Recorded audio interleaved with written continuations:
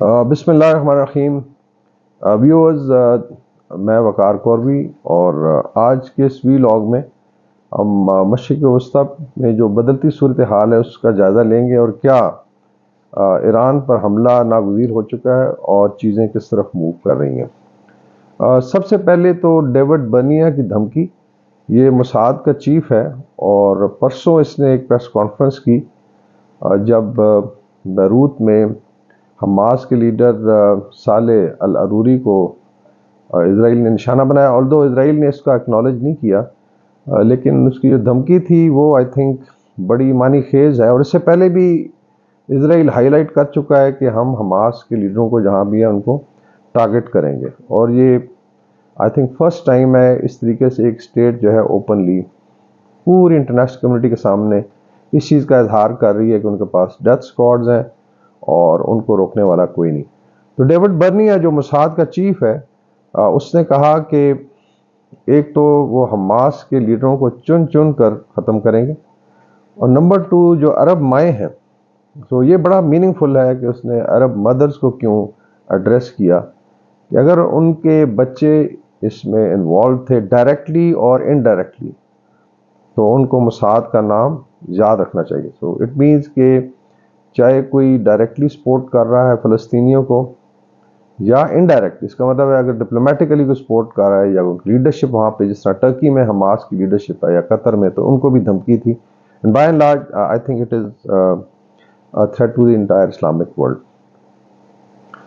ابھی مزید ڈسکشن آگے کرنے سے پہلے ضروری ہے کہ نقشے کی مدد سے ایکسپلین کیا جائے کہ اوور آل سچویشن کیا ہے. آلدو آئی تھنک پاکستانی عوام کافی حد تک اس سے واقف ہے، بیکاز کچھ ٹی وی چینلز پہ میں نے بھی کافی پروگرامز کیے ہیں تو جغرافی کلیئر، لیکن اسٹل آئی فیل کہ اگر جغرافی کو دیکھ لیا جائے تو بعد میں جو ڈسکشن ہے یا جو آج کی بات چیت ہے سمجھنے میں آسانی ہوگی. پہلے میپ میں یہ مینلی آپ کہہ لیں کہ ویسٹ ایشیا کا نقشہ ہے جو کہ میڈیٹرینین سی سے لے کے یا اسرائیل سے تقریباً بنگلہ دیش تک، اور اس میں ساؤتھ ایشیا بھی آتا ہے. نارتھ میں اگر آپ دیکھیں تو اس میں آپ کا میڈیٹرینین سی ہے، ترکی ہے، پھر ایران ہے، سینٹرل ایشین ریپبلکس ہیں، اور پھر پاکستان، بھارت، چائنا، بنگلہ دیش، میانمار تک. اور ساؤتھ میں اگر آپ دیکھیں تو پھر آپ کو ملک بھی نظر آئیں گے. کچھ واٹر ویز ہیں یا آپ کہہ لیں جن کو آبنائے کہتے ہیں، جس میں اوپر اسٹیٹ آف ہرمز ہے پرشین گلف میں جو ایران اور سعودی عربیہ کے درمیان ہے، اور پھر یہ اسکرٹ کرتی ہے اور اوپن کرتی ہے نارتھ عربین سی میں یا بحیرہ عرب میں. اور پھر بحیرہ عرب جو ہے جو انڈین اوشن کے نارتھ میں وہ لنک کرتا ہے ریڈ سی کے ساتھ، جس کو دو بڑے چوک پوائنٹ سرو کرتے ہیں. ایک باب المندب ہے جو یمن اور صومالیہ کے درمیان یا یمن اور جبوتی کے درمیان، اور پھر اوپر جو ہے سوئز کینال کے تھرو آپ میڈیٹرینین میں انٹر ہوتے. اس کی سگنیفیکنس اس لیے ہے کہ یہ جو 3 چوک پوائنٹس ہیں، اسٹیٹ آف ہرمز، باب المندب اور سوئز کینال، یہ دنیا کا تقریباً 30 سے 32% تجارت یا ٹریڈ کو کنٹرول کرتے ہیں، اور 60 سے 62% آپ کہہ لیں آئل اور گیس کو کنٹرول کرتے ہیں. تو اس کا مطلب اگر اس خطے میں لڑائی پھیلتی ہے اور یہ چوک ہو جاتے ہیں ان میں سے ایک بھی چوک پوائنٹ، تو بہت بڑا توانائی کا بحران پیدا ہو جائے گا. ابھی اگر آپ اسرائیل کو دیکھیں، وہاں پہ غزہ میں آپ پتہ ہے 7 اکتوبر سے شدید لڑائی جاری ہے. اس میں مسلمانوں کی فلسطینیوں کی جینوسائیڈ ہو رہی ہے، اور جو زائنس یا صہیونی ہے وہ اپنے ایجنڈے سے پیچھے نہیں ہٹ رہے، ڈسپائٹ کہ ابھی وار نے مزید کچھ ٹرن لیے جو ہم بعد میں ڈسکس کریں گے. اور اس کے رسپانس میں ایک ایکسس آف ریزسٹنس کہہ لیے متحارب گروپوں کا ایک گٹھ جوڑا ہے جو سامنے آیا ہے، جو نون تو تھا، جو سیکیورٹی ایکسپرٹس ہیں، لیکن آئی تھنک عوام کو بھی پتہ چلا ہے. اس کا میں ذکر کر دوں. اس میں جو حماس ہے وہ فلسطین میں غزہ میں لڑ رہی ہے. پھر کچھ گروپس ہیں ویسٹ بینک میں، لائک ایک ٹائیگرز ڈین کہلاتا ہے یا کہہ لیں شیروں کی کچھار. اسی طرح جو ہے الجہاد گروپ ہے، اسلامک جہاد. تو یہ بیسیکلی فلسطین کے اندر نبض آزما ہیں اسرائیل کے ساتھ. اوپر جو ہے اسرائیل کے شمال میں آپ جائیں تو وہاں حزب اللہ ہے، جس نے بقول ان کے، اور حسن نصر اللہ نے آئی تھنک اپنی تقریر میں بھی لاسٹ منتھ بڑا کلیئرلی کہا تھا کہ ہم نے اسرائیل کی 1/3 فوج کو یا ملٹری پاور کو انگیج کیا، اور وہاں سے وہ حائفہ کو تھرٹ بھی کر سکتے ہیں۔ ان کے پاس رپورٹڈلی 1 لاکھ سے زیادہ راکٹس اور میزائل ہیں، اور اس میں سے کچھ استعمال ہوئے ہیں۔ پھر آپ عراق میں آ جائیں تو ایک گروپ ہے کتائب حزب اللہ، جو آپ کہہ لیں کہ ایرانی سپورٹڈ گروپس میں ون آف دی گروپس ہے، اور وہ انہوں نے بھی امریکن اڈوں پہ اٹیک شروع کیے ہیں۔ امریکہ کے اڈے by the way Middle East میں کافی ممالک میں، لیکن ابھی تک انہوں نے عراق اور سیریا میں بھی مینٹین کیے ہوئے ہیں۔ ڈیفینیٹلی باقی اگر آپ آ جائیں مین عربین پیننسولا میں تقریباً ہر جگہ پہ ان کے اڈے ہیں۔ پھر آپ جنوب میں اگر آ جائیں تو ہوتی یا ان کا جو گروپ ہے انصار اللہ کہلاتا ہے، جو بائی اینڈ لارج ویسٹرن اور ناردرن یمن کو کنٹرول کرتے ہیں، اور کافی ساری پورٹس ہیں، اور باب المندب پہ ان کا کنٹرول ہے۔ کوئی بھی پیسج سے وہاں سے شپ گزرے گا تو صاف ظاہر ہے وہاں پہ وہ افیکٹ کر سکتے ہیں۔ تو وہاں پہ بھی ایک بہت بڑی ملٹری پاور ہے، وہ بڑی آرگنائزڈ ہے، کہنے کو یہ ریکٹ ہے گروپ ہے لیکن یہ کافی آرگنائزڈ ہے۔ اور پھر ڈیفینیٹلی ایران ہے، ایران کی اپنی ملٹری پاور ہے، اور پھر مڈل ایسٹرن کنٹریز آ جاتے ہیں۔ اور کسی حد تک آپ یہ بھی کہہ سکتے ہیں کہ شمالی علاقوں میں کچھ پورٹس کے اوپر ایسے گروپس کا قبضہ ہے جو کسی ایک کنٹرول میں نہیں، تو وہ گروپس بھی اس میں شپنگ کو افیکٹ کر سکتے ہیں، لیکن مینلی یہ 4 بڑے گروپس ہیں۔ تو ابھی جو اسرائیل کے اگینسٹ رسپانس آنا شروع ہے، یہ بڑا سیکوینشل ہے کہ اس میں پہلے حماس نے اٹیک کیا 7 اکتوبر کو، جو ایک اسٹریٹجک سرپرائز تھا، اور اس میں اسرائیل کی جو ملٹری پاور تھی اور ملٹری مائٹ تھی اس کو ڈینٹ کیا گیا۔ اس کا ایک امپریشن تھا، ایک روب دبدبہ تھا کہ جو نیوکلیر پاور ہے اس پہ کوئی اٹیک نہیں کر سکتا۔ انہوں نے ایک تو کر کے دکھایا۔ اور اس میں الجزیرہ کے ایک جرنلسٹ ہیں مروان بشارہ، ان کا آئی تھنک ایک مقولہ میں کوٹ کروں، ایک آرٹیکل میں چھپا آئی تھنک 9 یا 10 اکتوبر کو، کہ فلسطینیوں نے جب دیکھا کہ ان کو گھروں میں مارا جا رہا ہے، اور یہ بھی ہمیں آئی تھنک ادراک ہونا چاہیے کہ یہ 4تھی انتفاضہ ہے، یہ 4th وار ہے، جو سٹون پیلٹنگ یا پتھر پھینکنے سے شروع اور آج میزائل تک بات پہنچ گئی ہے، اور ہر دفعہ اسرائیل کہتا ہے جی کہ ہم ان کو ختم کر دیں گے، ہر دفعہ یہ ایک نئی قوت کے ساتھ ایمرج ہوتی ہے۔ اور مروان بشارہ کا میں مقولہ دہرا رہا تھا کہ instead of dying on our knees in our houses we decided to fight on our feet, something like that، اور ہم باہر نکل کے پھر لڑے، کیونکہ جو نارملائزیشن پروسیس تھا اس میں by and large Arab world, کسی حد تک اسلامک ورلڈ بھی اس کو کوشش کر رہے تھے کہ نارملائز کر کے حل کیا جائے۔ ابراہم ایکارڈ بھی ہوا، پھر انڈیا، مڈل ایسٹ، اسرائیل، یورپ کوریڈور بن رہا تھا، اور فلسطینی نے بیسیکلی سمجھا کہ ہمیں ٹوٹلی ابھی سائڈ لائن کر دیا گیا، اگر ہم نکل کے نہیں لڑتے، قربانی نہیں دیتے تو شاید ان کو پولیٹیکل آبجیکٹیو اچیو نہیں ہوگا۔ اس میں جو ظلم و زیادتی ہے اس کا تو کوئی شمار ہی نہیں ہے، اٹس اوپن جینوسائیڈ، اور اس میں جو ابھی کچھ فگرز آ رہے ہیں 30,000، جس کے اندر 50% بچے اور عورتیں ہیں، 30,000 فلسطینی شہید ہو چکے ہیں، شاید 50,000 سے زیادہ انجرڈ ہیں، اور آپ کو پتہ ہے یہ ڈیلی ٹیلی کاسٹ ہو رہا ہے لائیو جو ظلم و زیادتی ہے۔ لیکن یہ کاسٹ جو ہے شاید فلسطینی ابھی ڈیسائیڈ کر لے کہ ہم پے کریں گے، اور کسی حد تک آپ کہہ لیں کہ ان کے جو سیاسی مقاصد ہیں اس میں کامیابی ان کو ملی ابھی تک انیشلی۔ ایک تو یہ انٹرنیشنلائز ہوا، دے وانٹڈ کہ اس کے اندر بڑی پاور جمپ کریں۔ ابھی آپ اگر ملٹری سچویشن دیکھیں تو یو ایس کے 2 بڑے بحری وے جو ایئر کرافٹ کیریئرز پہ آپ کہہ لیں کہ 7 گروپ ہیں، وہ اس وقت ایک اسٹریٹ آف ہرمز میں ہے already I think Persian golf میں، اور ایک ریڈ سی میں ابھی۔ اس کے علاوہ امریکہ نے ایک کولیشن بنانے کی کوشش کی ہے بیسیکلی، جس کا آپریشن پراسپیرٹی گارڈینز کا نام دیا گیا ہے، کہ وہ اپنا جو لائف سٹائل ہے، تجارت ہے اور انٹرسٹ کو پروٹیکٹ کرنے کے لیے کولیشن، اس کے اندر کافی انہوں نے انویٹیشن بھی دی ہے باقی ممالک کو، کیونکہ ریلکٹنس وائی آئی تھنک برطانیہ اور اس کے علاوہ کچھ یورپین ممالک ہیں اور بحرین شاید اس میں شرکت کا ایگریمنٹ ہے ان کا۔ بھارت کو بھی انوائٹ کیا گیا تھا، جو کہنے کو انڈو پیسفک کا بہت بڑا چودھری ہے، لیکن ان کے 2 شپس پہ، کمرشل شپس پہ اٹیک ہو چکے ہیں بھارت کی پورٹس کے اندر اور انڈین اوشن، اور لائک سائیں بابا ان کا ایک شپ تھا۔ اور ابھی تک انہوں نے 3 اپنے ملٹری شپس بھیجے ہیں نیوی کے، لیکن کوئی خاطر خواہ انہوں نے رسپانس نہیں دیا حوثیوں کو. اور ٹیکنیکلی بھارت بہت ڈرتا ہے، بیکاز ابھی اس کا آ رہا تھا کہ اس کا آئل اینڈ گیس، اس کا رائس، اس کا جو ایکسپورٹس ہیں بہت بری طرح افیکٹڈ ہیں. اور ابھی لوگ مجبور ہو گئے ہیں بڑی کمپنیاں کہ وہ ریڈ سی سے گزرنے کے بجائے وہ پھر ساؤتھ کی طرف جائیں، اسکرٹ کریں پورے افریقہ کو. اور کیپ آف گڈ ہوپ جو جنوبی ساؤتھ افریقہ کی ایک پورٹ ہے بالکل جنوب میں، جو ٹچ کرتی ہے انڈین اوشن اور اٹلانٹک کو، وہاں سے ہو کے پھر وہ یورپ جائے، اس سے بہت زیادہ خرچہ بھی بڑھ رہا ہے. ابھی آ جاتے ہیں جو ڈیولپمنٹس ہوئی ہیں پچھلے آپ کہنے 15 دن میں. جب یہ ایکسس آف ریزسٹنس یا متحارب گروپوں نے حملے شروع کیے، اور ان کا بھی ایک مقصد تھا کہ اگر آپ نے مسئلہ فلسطین کا حل کرنا ہے تو ایک تو جنگ روکیں، اسرائیل پل آؤٹ کرے. اور اس میں بھی ایک خبر ہے کہ 5 میں سے 3 بریگیڈ پل آؤٹ ہو چکے ہیں. اس کی مختلف ریزنز دی جا رہی ہیں. ایک ریزن یہ ہے جی کہ وہ شاید لاجسٹک پاز اس کہہ لیں کہ تھک گئے، 3 مہینے سے لڑائی ہو رہی ہے، اور نتنیاہو کہتا ہے جی شاید 6 مہینے اور چلے گی. حالانکہ شروع میں اسیسمنٹ تھی کہ 10 دن میں جی ہم ریپ اپ کریں گے، یہ چھوٹی سی فورس ہے، ہم اس کو تباہ و برباد کر دیں گے. لیکن یہ ان ایکسپیکٹڈ ہے کہ وار اتنی پرولونگ، ابھی تک حماس وہاں پہ لڑ رہی ہے. تو ایک تو یہ پل آیا ہے کہ 3 بریگیڈ وہاں سے.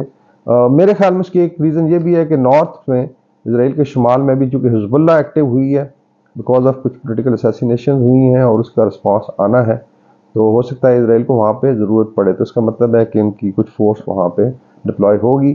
ان کی جو فورسز اس میں 10% ریگولر ہیں اسرائیل کے، باقی ریزروسٹ جو ہیں وہ اس طریقے سے ہے کہ آپ سال ایک ٹریننگ کرتے ہیں. نیشن ایٹ آرمس کا کانسیپٹ ہے. آپ چاہے اسٹوڈنٹ ہیں، چاہے ٹیلر ماسٹر ہیں، چاہے ڈرائیور ہیں، چاہے انجینئر ہیں، سائنٹسٹ ہیں، بزنس مین، آپ کی ڈیوٹیاں لگی ہوئی ہیں. اور اسرائیل جو ہے with in I think 48 hours تقریباً 10 لاکھ تک فورس کو اکٹھا کر سکتا ہے وار کی صورت حال میں. اور آئی تھنک ابھی انہوں نے آلموسٹ 500,000 وہ کر چکے ہیں. اس میں باہر سے بھی لوگ، لیکن اس کا نقصان یہ ہوتا ہے کہ 10% تو ہارڈ کور کارڈر ہے، جس میں آفیسرز ہو گئے، لیٹس سے سارجنٹ لیول کے لوگ ہو گئے یا وارنٹ آفیسرز ہیں. لیکن جو فائٹنگ کارڈر ہے وہ سارا ریزروسٹ ہیں. اس میں چھوکرے بھی ہو سکتے ہیں، اس میں خواتین بھی ہیں، اور ان کی لڑنے کی کیپیسٹی وہ نہیں ہوتی، اسپیشلی اگر وار پرولونگ کرتی ہے. یس 10-12 دن تک تو اسپرٹ بحال رہتی ہے. تو اسرائیل سے بھی انخلا بھی شروع ہوا ہے. تقریباً ابھی تک جو رپورٹس ہیں 2 لاکھ سے زیادہ جو لوگ یہاں پہ سیٹلرز تھے یا بزنسز کر رہے تھے وہ آلریڈی ویسٹ کی طرف موو کر گئے. سو اس لحاظ سے اسرائیل اٹ سیلف جو ہے، چاہے وہ ساؤتھ آف اسرائیل ہے غزہ اور ویسٹ بینک کے درمیان، یا نارتھ میں وہ تسکیور، نارتھ ریجن جو آلموسٹ 30 کلومیٹر کی بیلٹ جو ہے بائی اینڈ لارج خالی ہو چکی ہے، بیکاز اس میں لگاتار حزب اللہ جو اس کو اٹیک کر رہی ہے. ابھی ہم آ جاتے ہیں کچھ جو اٹیکس ہوئے اسیسینیشن. اس میں ڈیوڈ برنیا کا جو سٹیٹمنٹ ہے وہ مد نظر رکھیں جب اس نے عرب ماؤں کو دھمکی دی ہے. اس میں ایک تو سیریا میں ایک حملہ ہوا جس میں اسلامک ریپبلکن ریولیوشنری گارڈز کو IRGC کے جو ایک سینئر جنرل تھے، جنرل رازی موسوی کو ہلاک کیا گیا یا شہید کیا گیا، اور یہ اسرائیل نے کلیم کیا تھرو ایئر اٹیک. پھر لیبنان میں ایک اٹیک ہوا ہے پرسوں جس میں حماس کے نمبر 2 جو ہے صالح العروری کو شہید کیا گیا، جو بڑے افیکٹو لیڈر تھے، اور یہ اسرائیل کی قید میں بھی بڑا اثر ہے. اور ان پہ، اور انہوں نے جو شیخ یاسین ہے جو حماس کے بانی ہیں، جب انہوں نے حماس بنائی تو اس وقت آپ کہنے بچے تھے ینگ، اس وقت انہوں نے جوائن کیا تھا. تو ان کی بڑی لانگ ٹرم ایسوسیشن رہی ہے. اور اسرائیل نے یہ کر کے دکھایا ہے جی کہ جو انہوں نے تھریٹ دیا تھا اس میں ترکی اور آئی تھنک قطر نے بھی رسپانس کیا تھا کہ اگر پولیٹیکل لیڈرشپ کہیں بھی ہوگی حماس کی، ہم اس کو ٹارگٹ کریں گے.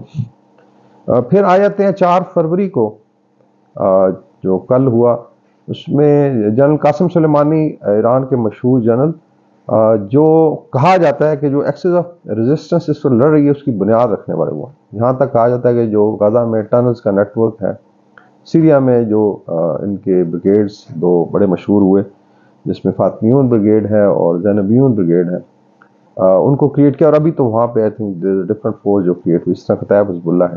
تو ایکسس آف ریزسٹنس ایران نے کھڑی کی. اس کے 2 اس کو ایڈوانٹیج تھے. ایک تو ایران پہ اگر آپ حملہ کرتے ہیں کوئی بھی پاور تو اس میں یہ اس کو انگیج کریں گے، تو ایران نے اپنا جو ہے انفلوئنس وہ بڑھا لیا ریجن میں.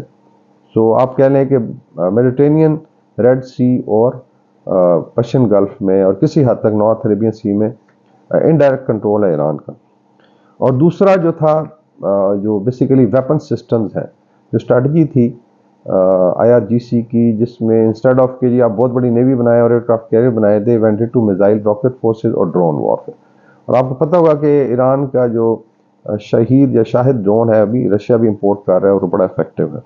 اور کچھ آپ نے کیپیبلٹی دیکھی ہے جو انصار اللہ کے پاس ہے یا حزب اللہ کے، اس میں ڈیفینیٹلی ایرانین ٹیکنالوجی ہے. تو قاسم سلیمانی کا مینلی یہ پچھلے آپ کہہ لیں 2 دہائیوں پہ محیط ہے جو کنٹریبیوشن ہے. 2020 4 جنوری کو ڈونلڈ ٹرمپ کے ٹائم پہ ان کو ڈکلیئر کر کے شہید کیا گیا.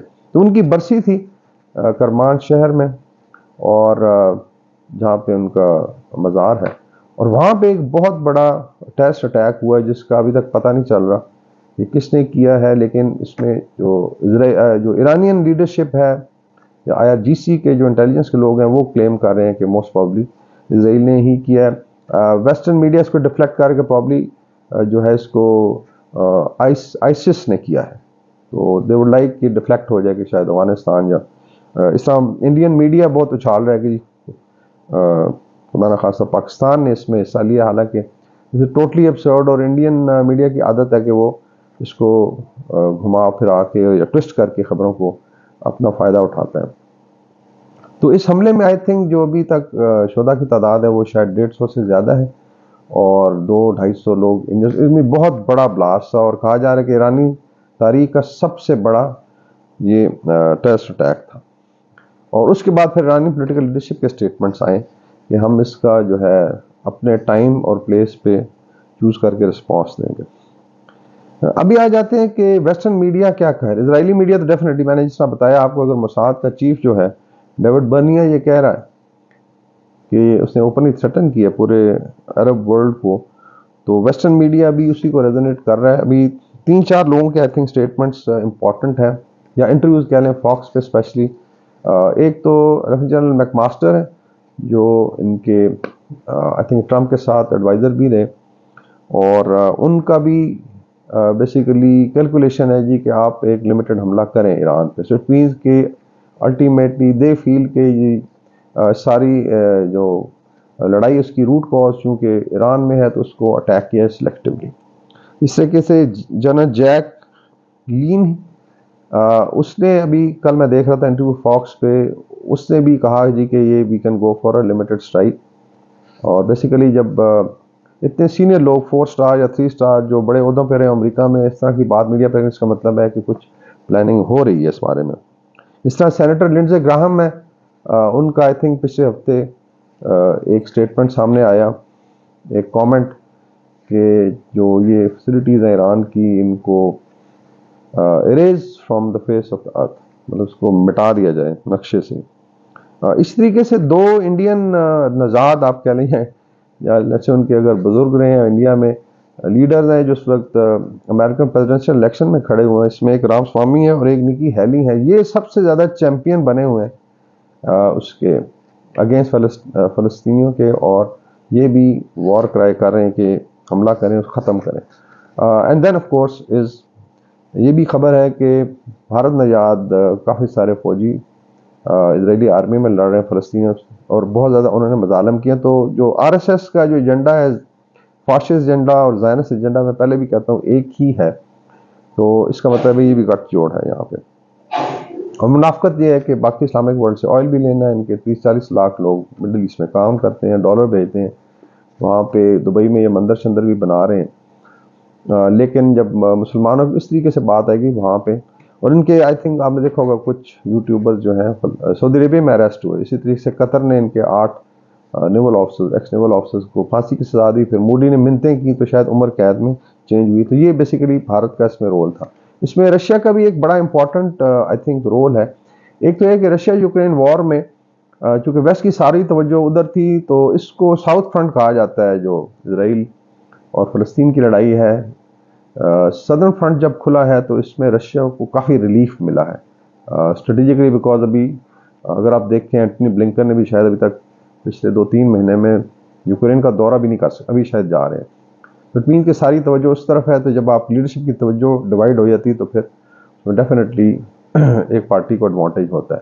اور دوسرا چونکہ رشیا کے اندر بھی فرسٹ ٹائم یوکرین نے اسٹرائک کی ہے ان کے کچھ علاقوں میں، تو اس کے رسپانس کے لیے بھی کہا جا رہا ہے کہ شاید رشیا جو ایکسٹینشن آف وار اس کو سپورٹ کرے. اور کچھ خبریں یہ ہیں کہ رشین جو گروپ ہے جو بیسیکلی پیراملٹری گروپ ہے یا پرائیویٹ ملٹری کمپنی ہے واگنر گروپ، ان کے ایڈوائزرز آلریڈی حزب اللہ کے سپورٹ میں لیبنان پہنچ چکے ہیں. ڈیفینیٹلی ایران میں ان کی پریزنس کی کچھ خبریں ہیں. تو اٹ مینس کہ رشیا بھی چاہے گا کہ، اور پریزیڈنٹ پوٹن کا بڑا strong statement in favour of Iran آیا ہے اس ٹیررسٹ اٹیک کے بعد.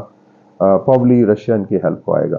سو اس لحاظ سے اگر دیکھا جائے تو آلریڈی خطے میں جو انرجی کی اسپیشلی سپلائی ہے اس پہ کافی پریشر ہے.